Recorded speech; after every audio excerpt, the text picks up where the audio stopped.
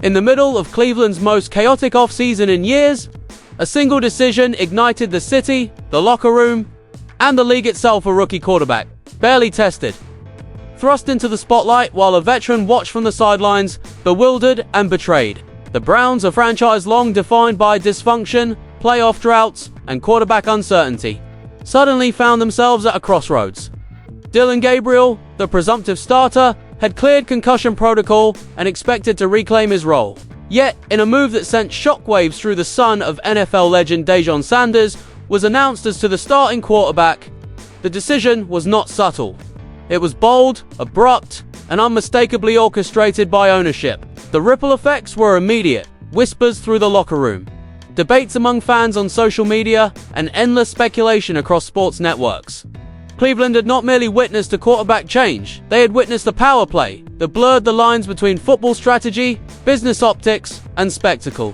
Kevin Stefanski, normally calm, measured, and deliberate in his public demeanor, faced an unprecedented challenge. He had to uphold his authority while navigating a decision that some insiders too believed came from above. The coaching staff found themselves recalibrating every aspect of the offense around a rookie who had yet to face a full NFL defense in live game conditions. Game planning, timing patterns, and protection schemes were now viewed through the lens of Sanders' skill set, developmental trajectory, and improvisational instincts. Every practice rep became a high-stakes evaluation, not only of the player's ability but of the team's readiness to follow him.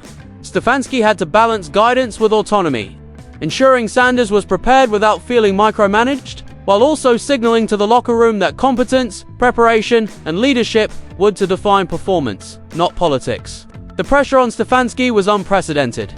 One misstep in preparation or communication could fracture trust with players already questioning the decision, leaving him to reconcile public support with internal uncertainty.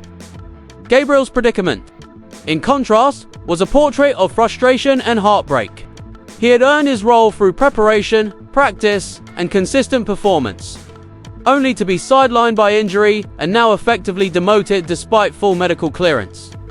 Watching Sanders receive reps, attention, and endorsements from the coaching staff was a psychological blow. Confidence, a quarterback's currency, became a delicate and precarious commodity. Gabriel's challenge extended beyond physical readiness. He had to navigate locker room dynamics, maintain professionalism, and reconcile personal ambition with the reality of organizational preference. How he responded could define both his career trajectory and the cultural equilibrium of the team. Accepting the decision gracefully might inspire respect and cohesion, while resentment or visible frustration risked destabilizing the locker room. Gabriel's journey, much like Sanders, became a psychological battlefield, where human emotion intersected with high-stakes sport, and every interaction was laden with consequence. For Sanders, the elevation was both exhilarating and burdensome. The opportunity to lead an NFL franchise, to step into the limelight, was the realization of a lifelong dream. Yet, with opportunity came scrutiny, every throw, decision. An audible would be analyzed not just for football merit, but for its implications on ticket sales, fan perception, and organizational reputation. Comparisons to his father, Shedeur Sanders, were inevitable and inescapable, creating a dual narrative, one of raw to talent and preparation, the other of inherited expectation. The rookie understood that his success would be measured both on the field and in the court of public opinion. Leadership, already a challenge for any young quarterback, now carried layers of pressure, commanding respect from veterans, inspiring confidence in peers, and performing under the ceaseless gaze of analysts, fans, and national media. The Browns fan base, long accustomed to disappointment, reacted with equal parts excitement and skepticism. Social media exploded within minutes of the announcement. Fans dissecting Stefanski's words, speculating about ownership, influence, and debating Sanders' readiness. Some celebrated the audacity, seeing a fresh start, a bold pivot toward the future. Others criticized the move as a superficial, optics-driven decision designed to boost ticket sales and merchandise revenue. Highlighting a recurring pattern of flash over substance within the franchise, Cleveland's fans were both the beneficiaries and victims of the spectacle. Hope intertwined with anxiety, expectation interlaced with fear that history might repeat itself. The optics were undeniable. Sanders' debut was a story that transcended the field. A narrative crafted to dominate headlines, capture national attention, and shaped perceptions long before the first snap was taken. Ownership's fingerprints were unmistakable. Jimmy Haslam, historically unafraid to intervene in personnel decisions, clearly weighed the optics and stakes of elevating Sanders. For a franchise struggling with engagement and consistency, a headline-grabbing quarterback debut offered a remedy to stagnation. The move was more than a strategic football decision. It was a statement of vision, signaling to the league and fans alike that the Browns would embrace boldness over convention. Haslam's choice reflected a calculated risk. Talent and potential over tenure and expectation, excitement over incremental progression. The message was clear: the Browns were willing to pivot decisively when opportunity demanded, even if it meant disrupting hierarchy and challenging traditional protocol. In the locker room, the tension was palpable. Veterans questioned whether a rookie, untested under NFL pressure, could command the huddle, execute a complex playbook, and maintain composure under relentless scrutiny. Younger players, particularly those who supported Sanders' rise, saw the move as validation of talent, preparation, and audacity. The coaching staff had to mediate a delicate balance, nurturing Sanders' growth while preserving cohesion and trust across the roster. Every drill, every play, and every interaction became a test of adaptability, leadership, and team chemistry. Sanders was not simply being given an opportunity, he was being thrust into a crucible where performance, perception, and personality would intersect in high-stakes scrutiny. Sanders' preparation extended beyond physical drills. Film study became a meticulous analysis of defenses, tendencies, and situational strategy.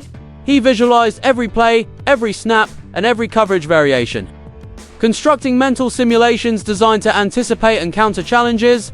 Every completed pass in practice reinforced confidence. Every mistake became a lesson, etched into memory. The weight of expectation, though immense, became a catalyst for focus, discipline, and heightened awareness.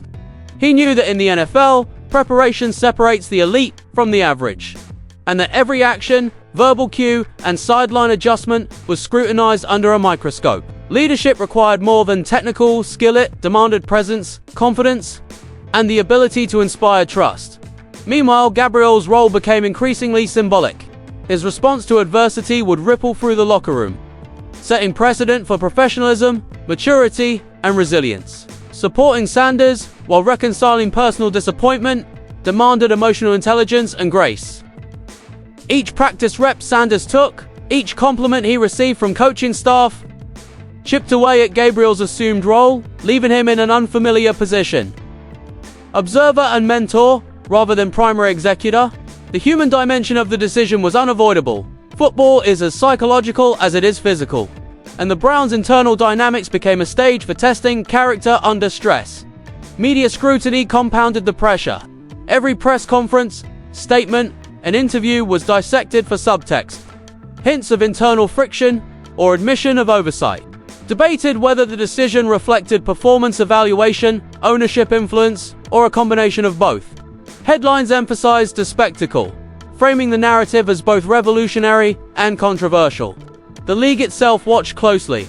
The Browns' handling of talent, leadership, when organizational culture would set a precedent for how franchises navigate high-risk quarterback decisions. Sanders' debut was no longer merely about football execution. It was a cultural event, a narrative performance that fused sport, media, and psychology.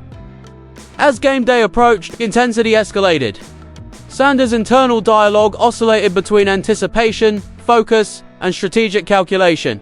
Each practice became an arena of mental fortitude, each meeting a study in situational awareness. The rookie understood that the margin for error was vanishingly small. Every completion, every scramble, and every audible would shape perceptions both internal and external. Yet, the challenge was also empowering. In the crucible of expectation, Sanders honed his ability to thrive under pressure, transforming anxiety into precise execution. The stadium lights, the weight of the fan base, and the gaze of the media became catalysts, sharpening focus rather than ownership, and media influence extended beyond Sanders' individual performance. Ticket sales, merchandise, and fan engagement became intertwined with every snap. The NFL had not just inherited a game, it had inherited a storyline, a high-stakes drama in which players, coaches, and executives all played roles far larger than the traditional field of play. The interplay between performance, optics, and public perception created a layered narrative where success could not be measured solely by touchdowns or sacks, but by cohesion, poise, and the ability to manage the human elements of competition. Stefanski's leadership faced unparalleled tests, maintaining authority while navigating the implications of ownership. Decisions required diplomacy, foresight, and resilience. Each adjustment in game plan, each strategic choice, was weighed not only for football merit but for its impact on locker room cohesion.